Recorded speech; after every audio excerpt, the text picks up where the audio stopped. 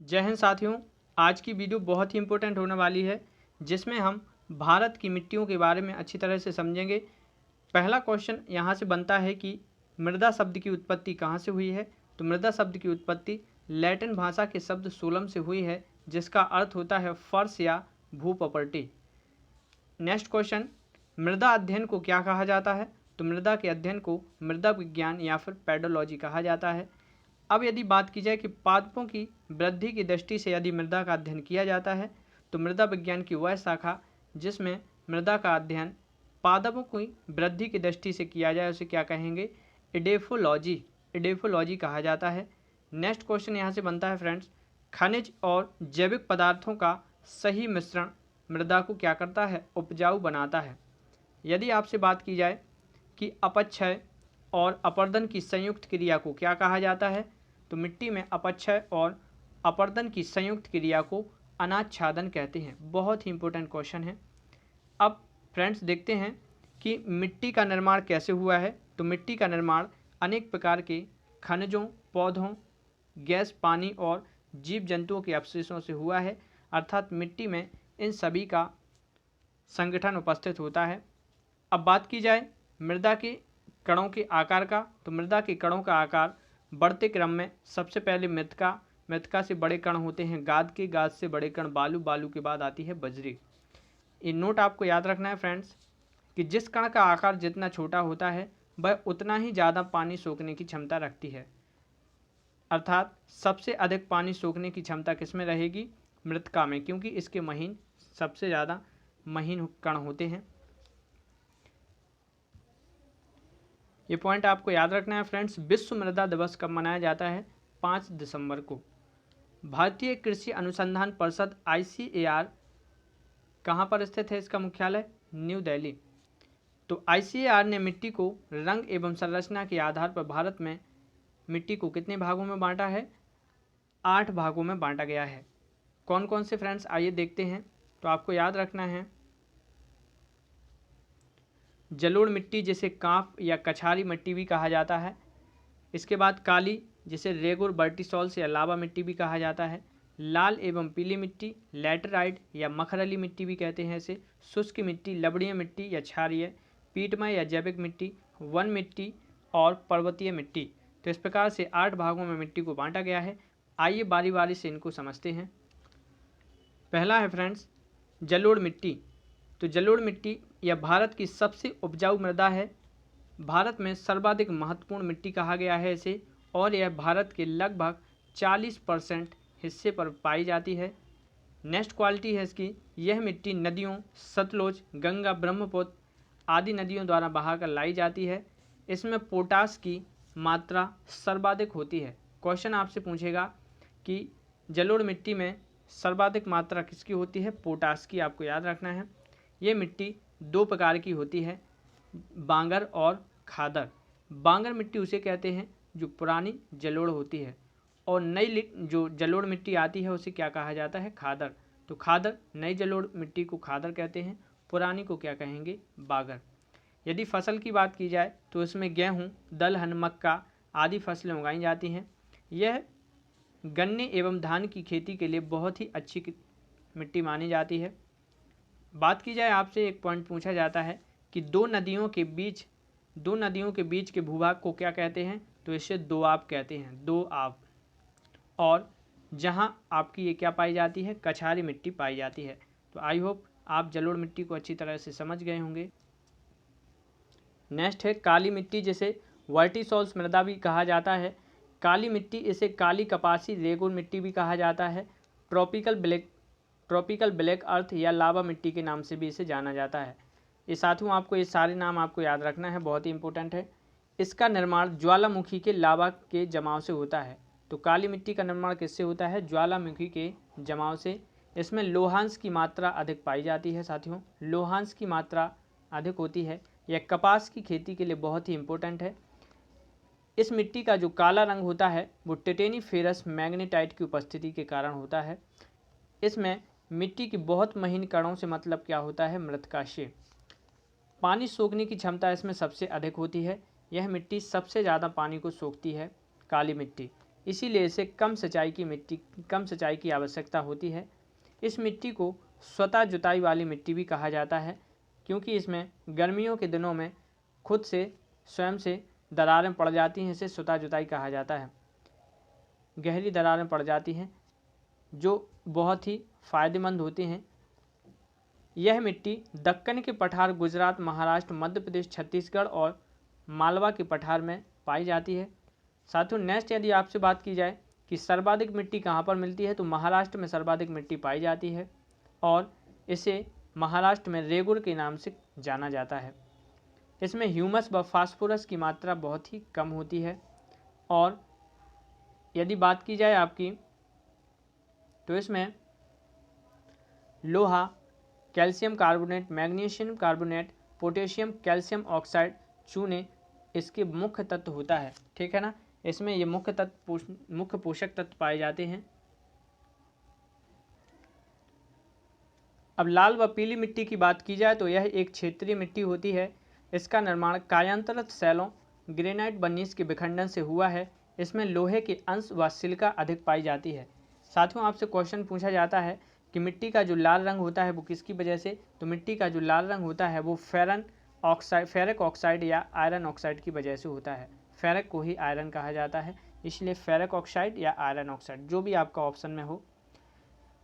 अब पीला कलर इसका कब होता है, तो मिट्टी का पीला रंग जब पानी के साथ फेरिक ऑक्साइड की उपस्थिति हो, यानी फेरिक ऑक्साइड के साथ यदि पानी की मात्रा ज़्यादा है तो उसका रंग कैसा दिखेगा, पीला होता है। इसे पीली मिट्टी कहा जाता है। इसमें साथियों नाइट्रोजन, फास्फोरस, अम्ल और ह्यूमस की मात्रा बहुत ही कम होती है, इसलिए ये बंजर के रूप में पाई जाती है। फसल की बात की जाए, क्योंकि इसमें पोषक तत्व कम पाए जाते हैं, इसलिए इसमें बाजरा, ज्वार, रागी जैसे मोटे अनाजों को बोया जाता है। दलहन, तिलहन, आलू, तंबाकू या कहवा के लिए भी यह मिट्टी उपयुक्त होती है। लाल मिट्टी से साथियों ईंटें बनाने का काम किया जाता है, इससे ईंटें बनाई जाती हैं। क्षेत्र की बात की जाए तो यह दक्कन के पठार के पूर्व और दक्षिण में पाई जाती है, इस एरिया में जो रेड कलर का आपका दिख रहा है। और छत्तीसगढ़, उड़ीसा, कर्नाटक, आंध्र प्रदेश, तमिलनाडु, झारखंड व नागालैंड, इसमें भी ये लाल व पीली मिट्टी पाई जाती है। चलते हैं नेक्स्ट मिट्टी की ओर। अब है साथियों लैटेराइट मिट्टी, इसे मखमली मिट्टी के नाम से भी जानते हैं, मखरली मिट्टी। यह मिट्टी लाल खुरदरी होती है। यह मानसूनी जलवायु की विशिष्ट मृदा होती है। यदि आपसे बात की जाए कि मिट्टी सर्वाधिक कहाँ पे पाई जाती है, तो यह सर्वाधिक केरल में पाई जाती है, इसके बाद उड़ीसा। यह मिट्टी बहुत ही कम उपजाऊपन होता है इसमें। यह मुख्यतः किसके लिए, चारागाह, झाड़ी वाले वृक्षों के लिए यूज की जाती है, क्योंकि इसमें फसल कम ही उग पाती है। इसमें इसका जो यूज होता है वो मोटे अनाज, काफ़ी एवं चाय के लिए किया जाता है। ये भी क्वेश्चन बहुत ज़्यादा पूछा जाता है साथियों कि काजू के लिए कौन सी मिट्टी को उपयुक्त माना जाता है, तो लैटेराइट मिट्टी में काजू की खेती की जाती है। नेक्स्ट क्वेश्चन यहाँ से बनता है कि यह मिट्टी मुख्य रूप से कहाँ पे पाई जाती है, किस क्षेत्र में, तो यह मालाबार तटीय क्षेत्रों में देखने को मिलती है। यह मिट्टी मुख्यतः कर्क रेखा और मकर रेखा के बीच स्थित राज्यों में पाई जाती है। ये कर्क रेखा और नीचे से मकर रेखा के बीच इस एरिया में ये पाई जाती है, जैसे कर्नाटक, केरल, तमिलनाडु, महाराष्ट्र, उड़ीसा, पश्चिमी बंगाल, पूर्वोत्तर राज्य व मेघालय में ये मिट्टी देखने को मिलती है। चलते हैं फ्रेंड्स नेक्स्ट मिट्टी की ओर। नेक्स्ट मिट्टी है शुष्क मृदा। तो शुष्क मृदा का रंग कैसा होता है, लाल होता है। क्षेत्र क्या है, पश्चिमी राजस्थान। पश्चिमी राजस्थान में शुष्क मृदा पाई जाती है, इसमें नमक की मात्रा अधिक होती है। साथियों बात की जाए लवणीय मिट्टी, इसे क्षारीय मिट्टी भी कहते हैं, लवणीय मिट्टी को क्षारीय मिट्टी भी कहते हैं। यह मिट्टी नमक की मात्रा से लबालब होती है, यानी इसमें नमक की मात्रा बहुत ही ज़्यादा बढ़ जाती है, इसलिए इसे लवणीय मिट्टी भी कहा जाता है। इसे रेह, ऊसर या कल्लर आदि नामों से भी जाना जाता है। तो आपसे क्वेश्चन में पूछ सकता है कि रेह मिट्टी या ऊसर मिट्टी किसे कहते हैं, लवणीय मिट्टी को। क्षेत्र आपको याद रखना है कि ये गुजरात में पाई जाती है। सर्वाधिक कहाँ पे पाई जाती है, गुजरात में, जहाँ पर जो कच्छ का रण है, मैदान है, वहाँ पर लगभग 70,000 किलोमीटर स्क्वायर में ये दलदली क्षेत्र फैला हुआ है। गुजरात में इसे किस नाम से जानते हैं फ्रेंड्स, गुजरात में लवणीय मिट्टी को खार मिट्टी के नाम से जाना जाता है। बहुत ही इंपॉर्टेंट क्वेश्चन है। अगली मिट्टी की बात की जाए तो पीटमय जैव या जैविक मृदा, पीटमय जैव या जैविक मृदा आपको याद रखना है। यह मिट्टी डेल्टाई क्षेत्र एवं हिमालय की तराइयों में पाई जाती है। इसे दलदलीय मिट्टी भी कहा जाता है, दलदलीय मिट्टी। ये मिट्टी भारी वर्षा और उच्च आर्द्रता वाले क्षेत्रों में पाई जाती है। इसका रंग कैसा होता है? गहरी काली होती है। इसमें जीवांश ह्यूमस की प्रचुर मात्रा होती है, जीवांश व ह्यूमस की प्रचुर मात्रा पाई जाती है। क्षेत्र कौन सा है? तो केरल, उत्तराखंड व पश्चिमी बंगाल में आपकी जो पीट या जैव या जैविक मृदा पाई जाती है। नेक्स्ट मृदा की बात की जाए जो लास्ट है, वन एवं पर्वतीय मिट्टी। क्षेत्र का क्या है साथियों? हिमालय पर्वतीय क्षेत्रों में वन एवं पर्वतीय मिट्टी पाई जाती है। ये आप देख रहे होंगे हिमालय का पूरा क्षेत्र। तो हिमालय के पर्वतीय क्षेत्रों में ये मिट्टी पाई जाती है। इसमें नाइट्रोजन ह्यूमस की पर्याप्त मात्रा होती है, परंतु इसकी गहराई कम होती है। गहराई से मतलब है कि जो ह्यूमस की मात्रा होगी वो केवल छोटी मोट कम परत में मिलेगी, नीचे ज़्यादा गहराई में जाने पर आपको ह्यूमस की मात्रा कम मिलेगी। इसका यूज किस में करते हैं? तो यह चाय, सेब, केसर, बागवानी के लिए बहुत ही उपयुक्त मिट्टी होती है। पहाड़ी क्षेत्रों में झूमिंग कृषि की जाती है, जिसे झूम खेती बोलते हैं। और सर्वाधिक झूमिंग कृषि कहाँ पर की जाती है? तो नागालैंड में साथियों, आपको याद रखना है, नागालैंड में सबसे ज़्यादा झूमिंग कृषि की जाती है। इस तरह से हमने सारी मिट्टियों को अच्छी तरह से पढ़ लिया है। अब आप बात करते हैं मृदा अपरदन के कारण, यानी मिट्टी के कटाव के क्या कारण हैं। तो तीव्र मूसलाधार बारिश होती है, जिससे मिट्टी का ऊपरी परत का अपरदन होता है, मिट्टी का कटाव होता है। वनों की कटाई से, जिससे ऊपर के जो पेड़ पौधे होते हैं वो मिट्टी को रोकने में मदद करते हैं। जब बनी नहीं होंगे तो फिर मृदा का ज़्यादा कटाव होगा। झूम कृषि का ज़्यादा से ज़्यादा होना, तीव्र वायु का चलना। अब अवैज्ञानिक की बात की जाए तो अवैज्ञानिक कृषि में अत्यधिक सिंचाई, जिससे मिट्टी कट के बह जाती है। उर्वरक का यूज, उर्वरकों का यूज होता है। खुदाई, सड़क निर्माण और बांध निर्माण, ये मृदा अपरदन के मुख्य कारण होते हैं। मृदा संरक्षण की बात की जाए तो इसमें वृक्षारोपण, बाढ़ नियंत्रण बांध बनाकर आप मृदा के संरक्षण, मृदा के अपरदन से बचा सकते हो। पशुचारण पर नियंत्रण करके, यानी कम से कम पशुचारण किया जाए, फसल चक्रण व झूमिंग कृषि को नियंत्रित करके। तो इस प्रकार से मिट्टी को संरक्षण किया जा सकता है, मिट्टी को अपरदन से बचाया जा सकता है। अब बात करते हैं फ्रेंड्स, बात करते हैं मृदा अपरदन के प्रकार। तो मृदा का अपरदन कितने प्रकार से होता है? बहुत ही इंटरेस्टिंग टॉपिक है, तो इसको समझते हैं। मृदा अपरदन, मृदा की जो अपरदन है मुख्य रूप से 4 प्रकार से मिट्टी की ऊपरी सतह हटती है। सबसे पहले मृदा के अपरदन को बोला जाता है आसफल, परत, रिल और फिर अवनालिका। आसफल अपरदन में क्या होता है फ्रेंड्स? इसमें मिट्टी, जब बारिश होती है तो बारिश होने से मिट्टी के जो छोटे छोटे कण होते हैं, ऊपर की ऊपरी सतही जो कण हैं वो मिट्टी के हट जाते हैं। इस घटना को क्या कहा जाता है? आसफल। परत अपरदन किसे कहा जाता है? जब बारिश होने पर बहुत ही तेज मूसलाधार बारिश होती है, जिसकी वजह से मिट्टी का ऊपरी परत हट जाती है, पूरी ऊपरी परत कट कर बह जाती है, इसे परत अपरदन कहते हैं, कहा जाता है। रिल अपरदन क्या होता है? इसमें मिट्टी, बारिश होने से मिट्टी में छोटी छोटी नालियां बन जाती हैं, कट जाती है, वहाँ की मिट्टी का कटाव होता है, इसे रिल इरोशन या रिल अपरदन कहा जाता है। फोर्थ है अभिनालिका अपरदन।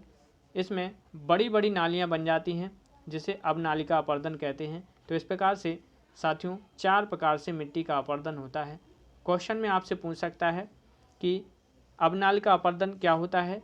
तो बड़ी बड़ी नालियों का बनना, मिट्टी के कटाव से बड़ी बड़ी नालियों का बनना क्या कहलाता है? आते हैं पीएच मान की। तो सामान्यतः मिट्टी का पीएच मान 6 से 7 होता है।